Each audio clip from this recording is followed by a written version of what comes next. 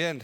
Pues hola a todos. Yo creo que estamos todos de acuerdo después de ver la charla de Juan, que Juan debería volver en 9 días y contarnos el caso, ¿no? Ahora, yo me he quedado ahora con la duda, ¿no? Entonces, nada, gracias a todos por estar en la charla, también a los que están en streaming. Para aquellos que pudimos estar el año pasado en el CCN, pues obviamente la historia ha cambiado, ¿no?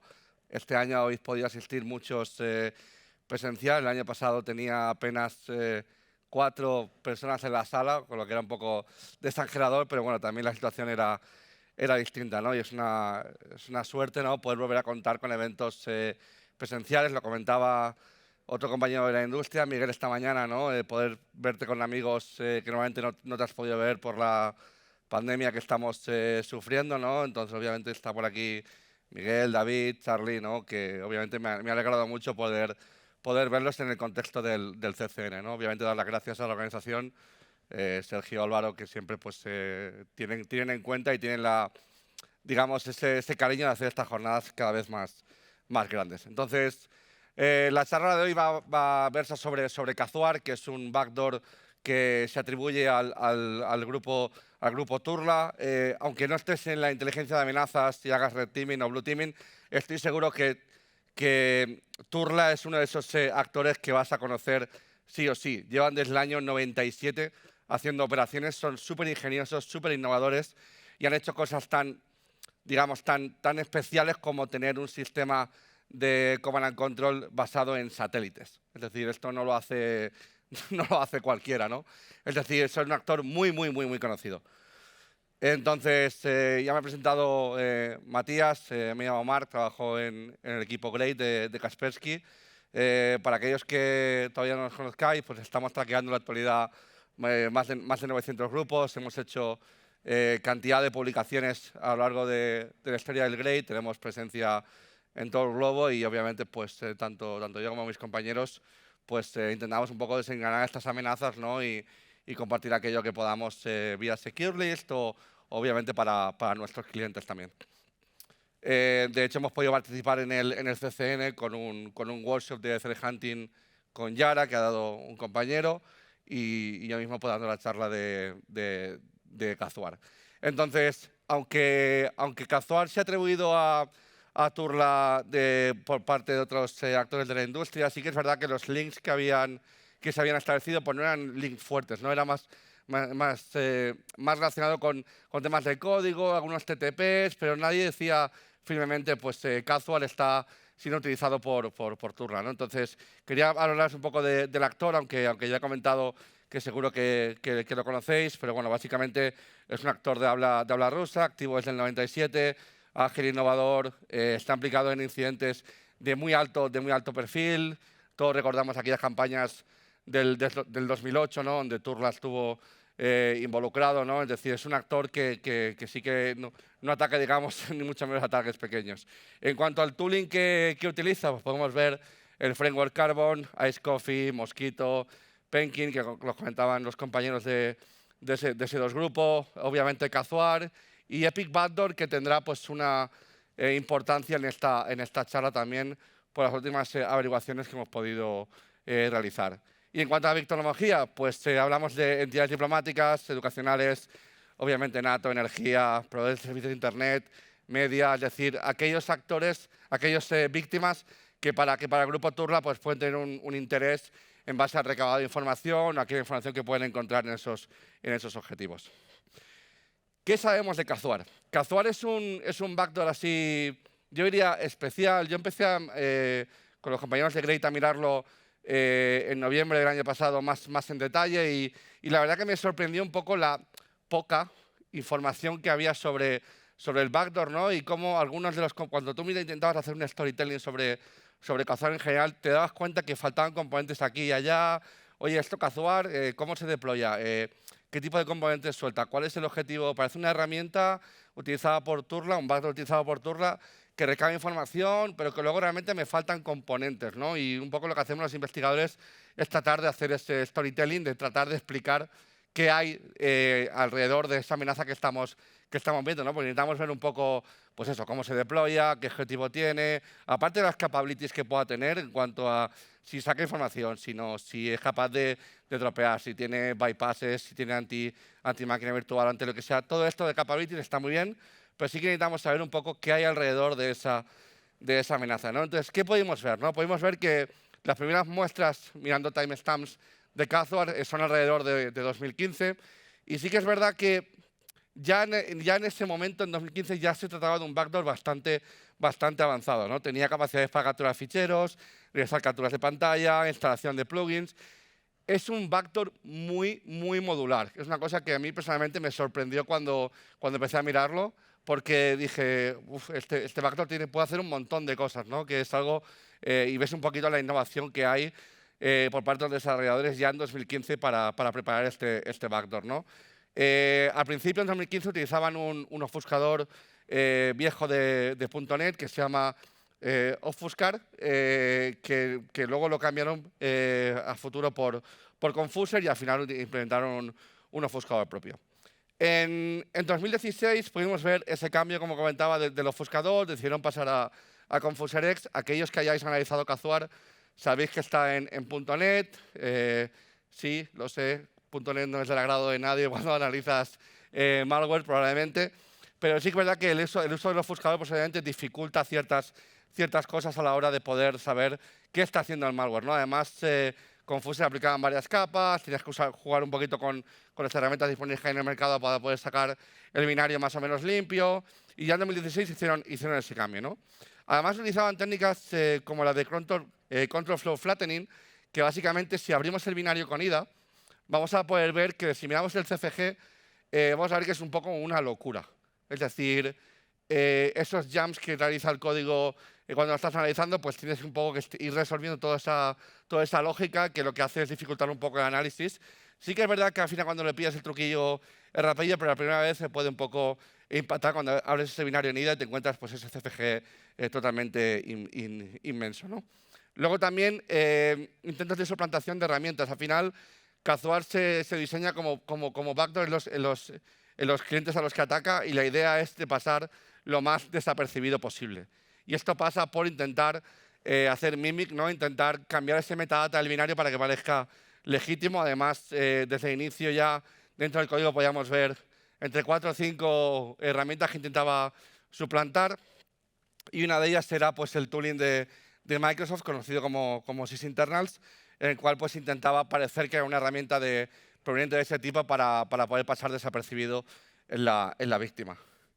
En 2017, los desarrolladores de Kazuar cambian bastante el código y añaden funcionalidades muy interesantes, como por ejemplo poder ejecutarse en modo fileless, es decir, que el binario no llega a tocar nunca disco. Y esto es muy interesante, puesto que lo más fileless que parezcas, menos probabilidades de detección probablemente podrás tener en el sistema, ¿no? La idea es que si no toca disco, pues obviamente pues, tus capacidades de mantenerte invisible aumentan. Luego además meten nuevos métodos, como podría ser el método de scripter, en el cual va a jugar con ejecuciones de tipo VBS, JS dentro del sistema, tanto para persistencia como para realizar otras ejecuciones, y es un nuevo módulo también que implementan dentro de Kazuar en 2017. Luego también viene una funcionalidad muy interesante, que es para capturar el tráfico en red de la víctima. Es decir, una vez que está Kazuar en ejecución, es capaz de capturar tráfico y esto ser mandado al C2, ¿no? Esto puede tener, pues eso, ¿no? Puedes sacar información que está transmitiendo la máquina, si es un target interesante, que luego, pues obviamente, en una fase de análisis por parte del actor, pues pueden sacar más información dentro de la víctima que hayan podido analizar con esa captura de tráfico, ¿no? Luego también mejoraron el tema de la ofuscación con Confuser. Esto ha sido, digamos, algo habitual por parte de los desarrolladores de Kazuar, el mejorar la ofuscación, mejorar el binario, de manera que cada vez es un poquito más complicado de poder detectarlo a nivel estático, ¿no? Y luego, además, otra cosa que también ha ido cambiando durante los años es las mejoras en cuanto a la metadata del binario, que también han ido un poco tratando de parecer lo más legítimo posible, en base a cuando tú miras el binario simplemente no lo estás analizando, sino que solamente miras las propiedades del ejecutable. De hecho, era más fácil crear una regla de detección basado en la metadata del binario que no hacen una detección basado en alguna subrutina de cuando abrías el binario que estaba paqueado. O sea, imaginaos un poco, por un lado guay, ¿no? Y por el otro dices, hostia, era fácil detectarlo con la parte de metadata. En 2018, Kazor es la última vez que utiliza Confuser. Estábamos ya acostumbrados a analizarlo con el tooling de .NET que hay disponible. Y los desarrolladores además empiezan a hacer fake timestamps en los binarios, con lo que era complicado pues, hacer eso que nos gusta tanto, hacer un timeline en cuanto, oye, de dónde vienen estos binarios, ¿no? O cuándo es el P, cuándo se originó, etcétera. Empezamos a aplicar también fake data en estos timestamps. En 2019 podemos ver ya un ofuscador propio implementado por parte de los desarrolladores, es decir, quitan Confuser de la ecuación y empiezan a utilizar un ofuscador totalmente implementado por ellos, cosa que conviene otra vez pues, se reestudiará el binario, etc. Vuelven a hacer mejoras en la sección de metadata y además empiezan a incorporar una técnica de hashing dentro del binario. El código de Kazor vuelve a ser modificado, lo que dificulta las reglas de detección, vía Yara, etcétera, que los investigadores utilizamos. Y además vemos que los desarrolladores tienen algunos problemas con algunas funciones que están intentando implementar dentro del código y, por ejemplo, pues podemos ver mensajes de errores que los desarrolladores no están contentos de un poco la dificultad que están teniendo para debugar ciertas funciones.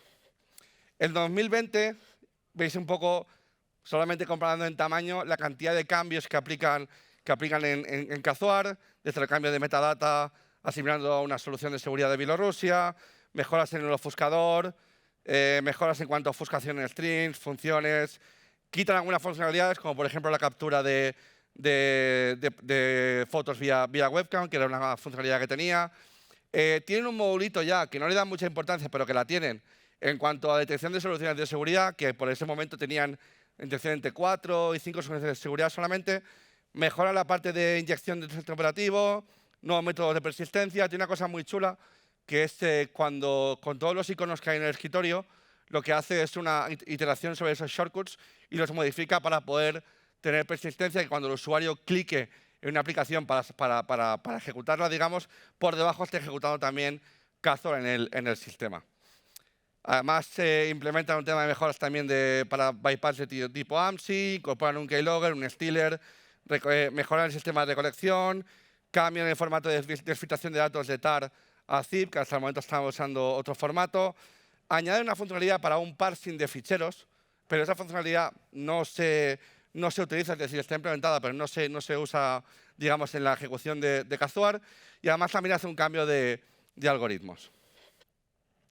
Y en 2021, que esto es bastante reciente, hemos podido ver básicamente pues, dos módulos nuevos que han mejorado e incorporado. Uno de ellos sería ese módulo que os comentaba de anti-malware lab, es decir, detectan una cantidad ingente de herramientas ahora mismo para que no se ejecuten sandboxes, para que no hablas con IDA, con Oli, etcétera. Sí que han hecho una extensión bastante grande.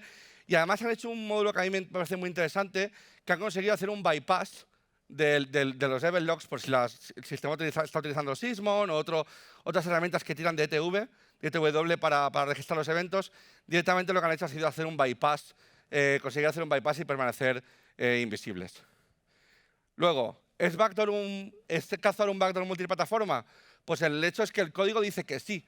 De hecho, tiene comandos implementados para múltiples arquitecturas, pero no hemos visto ninguna muestra in the wild que no sea para Windows. O sea, que quizás está ahí preparado, pero jamás se ha visto. No hemos podido verlo desde el Great, una herramienta, o sea, Kazor ejecutándose en otro entorno que no sea Windows.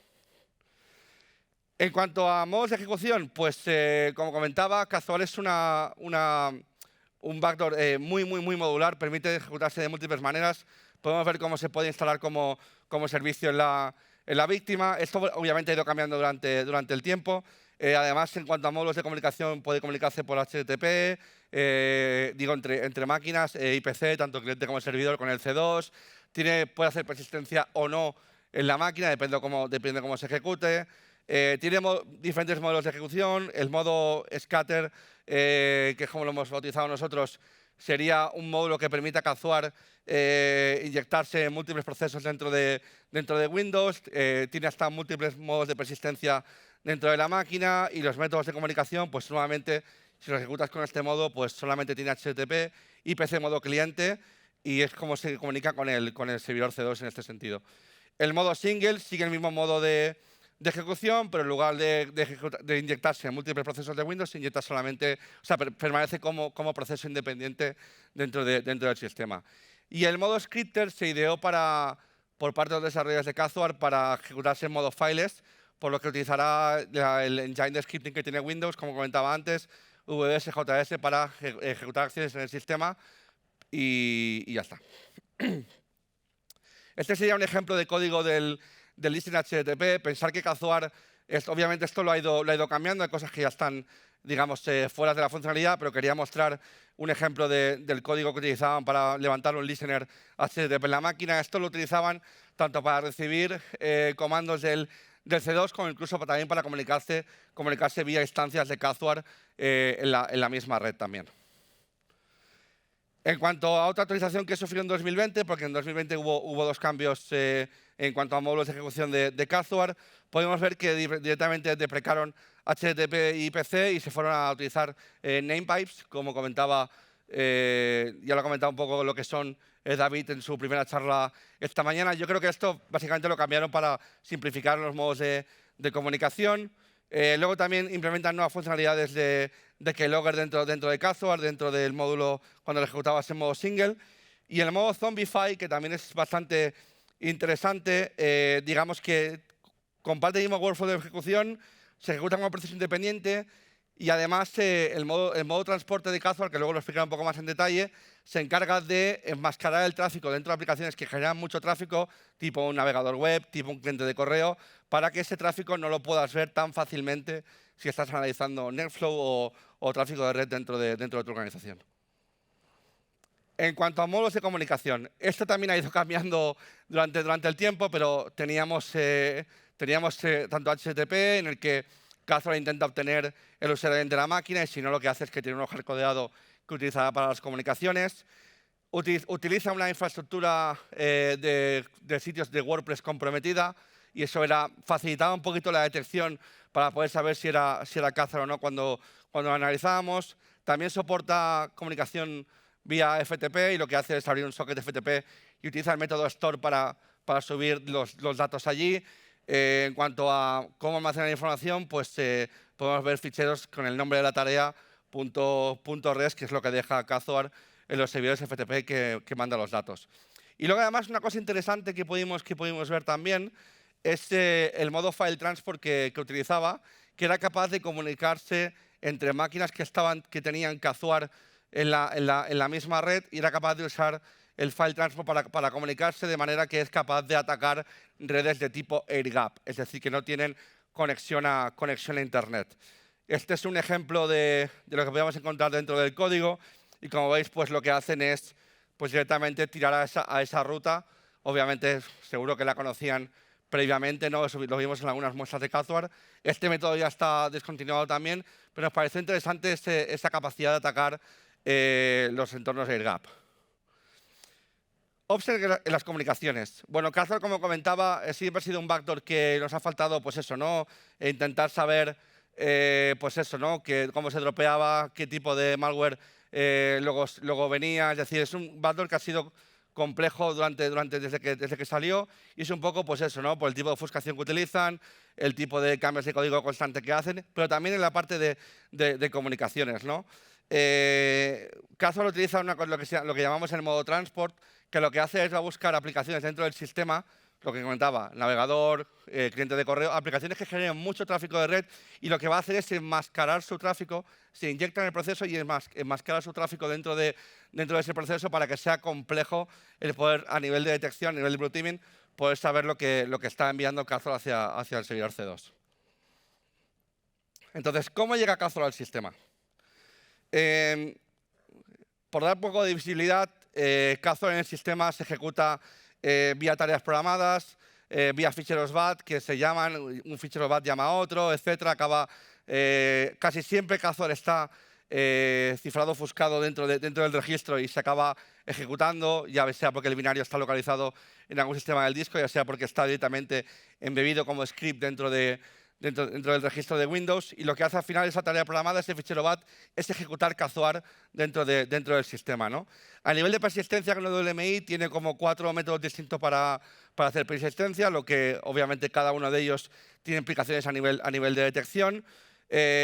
Utilizan un consumer dentro de Windows para poder ejecutarse en base a eventos, es decir, ocurre esto, entonces me ejecuto. Y básicamente eso, tareas programadas, ficheros bat y diferentes modos de persistencia. En cuanto a la persistencia que tiene Kazuar dentro del sistema, pues como comentaba, utiliza sobre todo suscripciones WMI, ya sea tipo Scribbler, registro de objetos COM, asociación de ficheros JavaScript es decir, JS, VBS, donde tiene Kazuar al final en la ejecución y se acaba ejecutando en el sistema. Todo esto un poco, el uso de MS, HATA más el COM hijacking, todo esto es un poco para bypassear estas soluciones de endpoint que hay en los sistemas, y la idea es un poco, pues dependiendo del target, pues Kazuar utilizaba un modelo o otro, básicamente. Y hay una de las cosas que hemos descubierto recientemente, y es la relación entre Kazuar y Epic Turla. Basado un poco en los datos que hemos podido analizar, pues el Epic Backdoor es algo que se conoce desde hace mucho tiempo. Yo, si no me equivoco, es por allá de 2014. Y hemos visto pues, que han hecho algunos cambios en el código muy significativos, ¿no? O sea, muy pequeños. Y básicamente lo que hacen es un sideloading de DLL para ejecutar Kazuar en el sistema, ¿no? Y esto un poco refuerza ese link, ¿no? entre el actor Turla, el backdoor de Kazuar en el sistema. Es algo que hemos podido ver, ya te digo, muy recientemente, y que obviamente pues, nos ha gustado, ¿no?, poder encontrar esa relación basado en los datos que teníamos de cómo Kazuar se ejecutaba en alguna máquina, y podíamos ver también Epic Turla en esa máquina ejecutándose, ¿no? Es un poco la comparativa de código entre 2014 y 2021. Y otra de las cosas que podemos anunciar este año, creo que fue por enero, enero el 11, un poco la relación entre el backdoor de Sunburst, que está asociado a la campaña de SolarWinds, que también se ha mencionado esta mañana, y esos overlaps de código con Kazuar. Pensar que para hacer atribución al final no pasamos en eso, en código. Obviamente siempre puede haber false flags, obviamente, y la idea es un poco, pues con los datos que tenemos, poder quitarnos ese bias que tenemos todos, ¿no? Y poder mejorar esa atribución en cuanto a familias de malware que estamos viendo.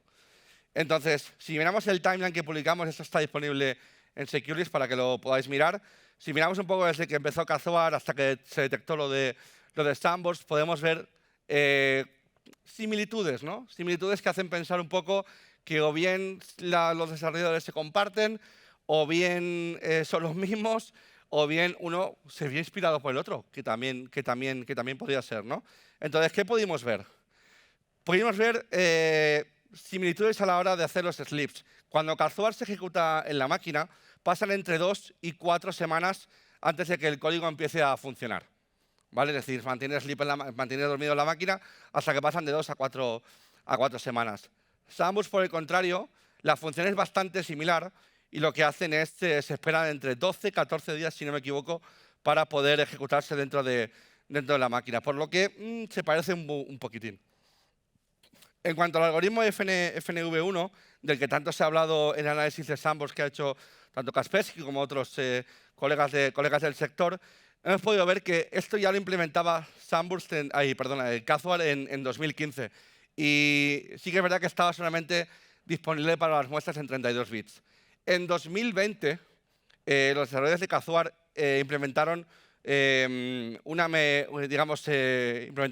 algoritmo también para las muestras en 64 bits, y podemos ver que este algoritmo, se utiliza tanto para la parte de mutex como para la parte de creación de nombres de carpetas, etc. O sea, es un código que se utiliza también para ofuscar strings, etc. O sea, es un código que se utiliza mucho dentro de Kazuar, y Sunburst también lo utiliza.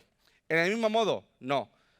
Nuevamente, pues sufren unas ligeras modificaciones, sobre todo en la última parte, que creo que Kazuar utiliza XOR en el último paso, y Sunburst no lo aplica. Es decir, pero el resto se parece bastante, ¿no? O sea, nuevamente tenemos otro indicador, ¿no?, de esa relación. Y en cuanto a lo último que también se parecen los dos backdoors, sería en cómo se identifica a las víctimas. Ese UID que aplica Kazuar dentro de, para identificar la víctima, ¿no? De manera inequívoca, ¿no? Para luego pues, tanto hacer el mutex como para en el panel de control decir, oye, esta víctima, este UID pertenece a esta víctima. Podemos ver en Sunburst la manera de generar ese UID es bastante similar.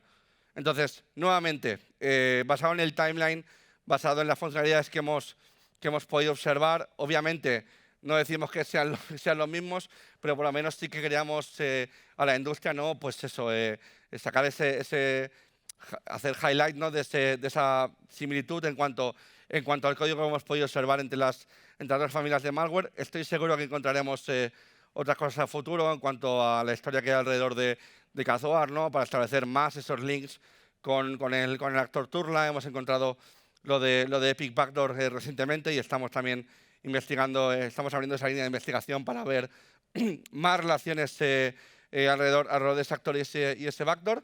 Y creo que estoy on time. Así que gracias.